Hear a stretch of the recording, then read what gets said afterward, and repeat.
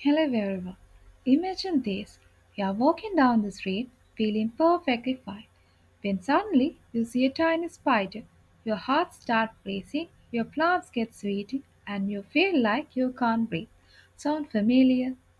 Welcome to my YouTube channel. I'm Nimasha Gunawardhan, and today we are diving deep into the fascinating world of phobias. Quick action before we start.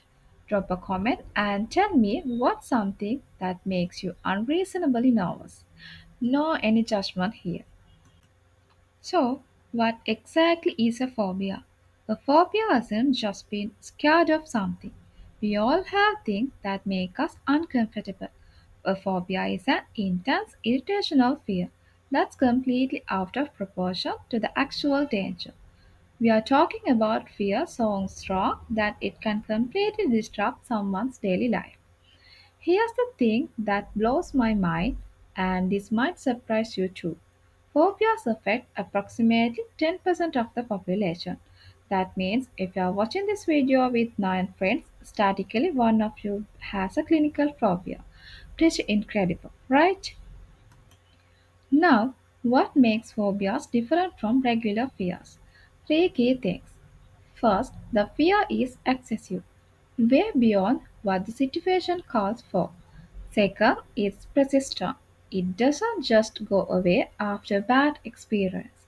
And third, it actually interferes with someone's life. Think about it this way. Being cautioned around a large dog makes sense, but crossing the street every time you see any dog, even tiny puppy on a leash, that might be cynophobia, the fear of dogs. Now that we understand what phobias are, let's break down the different types. Psychologists categorize phobias into three main groups, and trust me, these categories will help everything make so much more sense. First up, specific phobias. These are fears of particular objects or situations. Think spider, that's arachnophobia, heights, acrophobia, flying, aviophobia. These are probably what most people think of when they hear phobia. But here's when it gets interesting: social phobia, also called social anxiety disorder. This isn't just being shy at parties. We are talking about intense fear of social situations where someone might be judged or embarrassed. Job interviews, public speaking, even eating in front of others can trigger this. And yes, public speaking anxiety is so common that some studies suggest people fear it more than death itself. Can you believe that? Finally, we have acrophobia, and this one's often misunderstood. People think it's just fear of open space, but it's actually the fear of being in situations where escape might be difficult or help unavailable. This can include crowded places, public transportation, or even leaving home. What's fascinating is that each type affects the brain and body in similar ways, but the triggers are completely different. Let's talk numbers, because some of these statistics will absolutely blow your mind. The most common specific phobia, arachnophobia, fear for spiders. About 3 to 15 of the population has this one. And ladies, you are about 4 times more likely to have it than men. Sorry, not sorry. Coming in strong number 2, opidiophobia, fear of snakes. Then we have acrophobia, fear of heights, abiophobia, fear of flying, and claustrophobia, fear of enclosed spaces. But here's the kicker: glossophobia, fear of public speaking, affects up to 75% of the population to some degrees. That means 3 out of 4 people watching this video right now feel anxious about speaking in public. If that's you, hit the like button. Let's see just how common this really is. So, why do our brains create this intense fear in the first place? The star of the show here's a tiny almond shaped part of your brain called amygdala. This is your brain's alarm system, and when it comes to phobias, it's basically a smoke detector that goes off when some burns toast. Here's the fascinating part. Many phobias actually make evolutionary sense. Fear of snakes, spiders, heights, dark spaces. These kept our ancestors alive. The problem is our modern brains haven't caught up to our modern world. Phobias can develop in several ways. Sometimes it's a traumatic experience. Getting stuck in an elevator might trigger claustrophobia, but sometimes it's observational learning.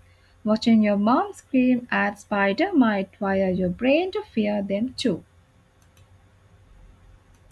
There are also genetic components. If your parents have anxiety disorder or phobia, you are more likely to develop them. But, and this is crucial, genetic and density. The most important thing to understand is that phobias aren't a choice. They are not a weakness and they are definitely not something people can just get over without help. Let's talk about something really important, how phobias actually affect real people's lives. Imagine being offered your dream job but having to turn it down because it's on the 12th floor and you have acrophobia.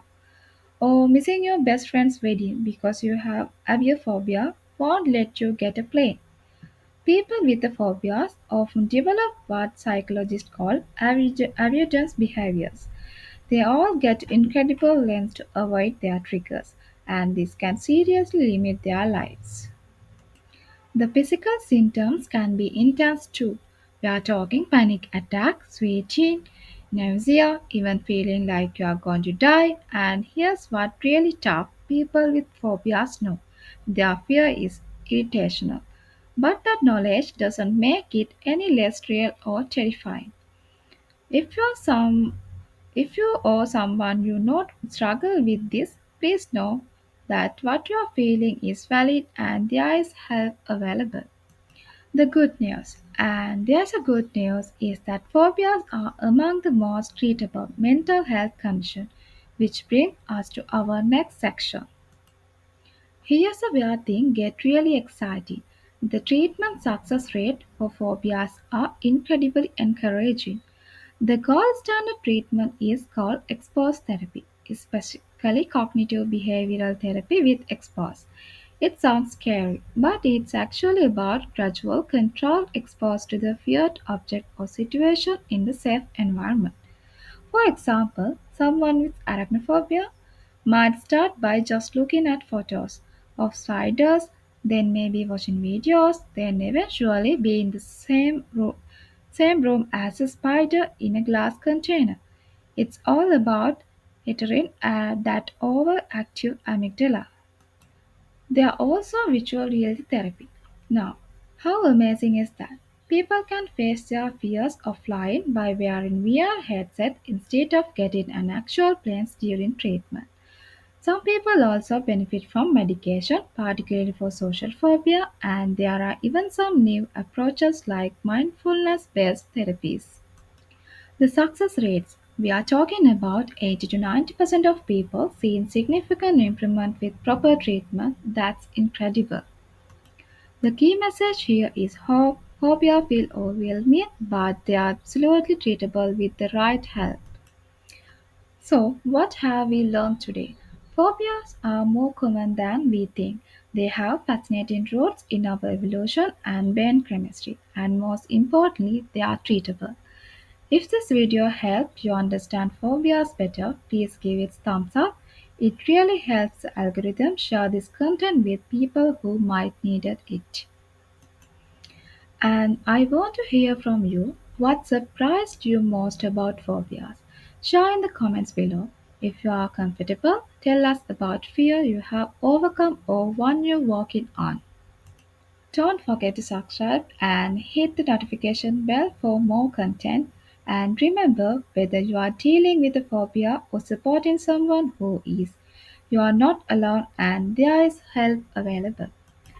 Thanks for watching and I will see you in next time.